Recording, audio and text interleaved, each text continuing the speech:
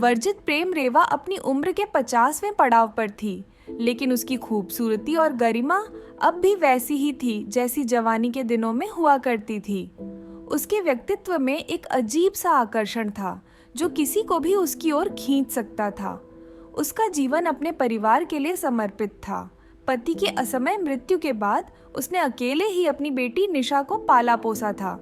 जब निशा की शादी करण से हुई तो रेवा को लगा कि अब उसकी बेटी को वो प्यार और सहारा मिलेगा जो उसने हमेशा चाहा था। करण एक आदर्श पति था, सुंदर, शिक्षित और बेहद सम्मानजनक, लेकिन नियति को कुछ और ही मंजूर था। शुरुआत में सब सामान्य था, लेकिन धीरे धीरे रेवा और करण के बीच एक अनकहा रिश्ता पनपने लगा। दोनों की उम्र के फासले के बावजूद उनके बीच एक अजीब सी समझ बन गई थी।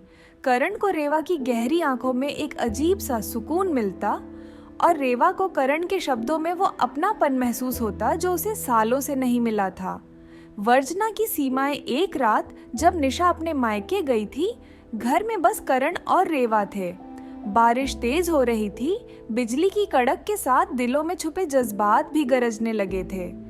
रेवा को एहसास हुआ कि करण की आंखों में वो देख रही थी जो उसने कभी किसी और की आंखों में नहीं देखा था। वो चाहत, वो जुनून जो एक स्त्री को भीतर तक हिला देता है।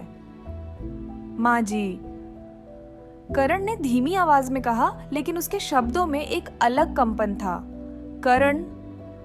रेवा ने उसके चेहरे को देखा और उनके बीच की सारी दीवारें उसी पल गिर गईं। लेकिन यह समाज के नियमों के विरुद्ध था। यह रिश्ता न तो नाम का मोहताज था और न ही किसी पहचान का। यह एक वर्जित प्रेम था जिसे कभी स्वीकार नहीं किया जा सकता था। अनकहा अंत उन दोनों ने अपने जज्बातों को किसी शब्द में नहीं बांधा, लेकिन उनकी आंखों ने सब कुछ कह दिया।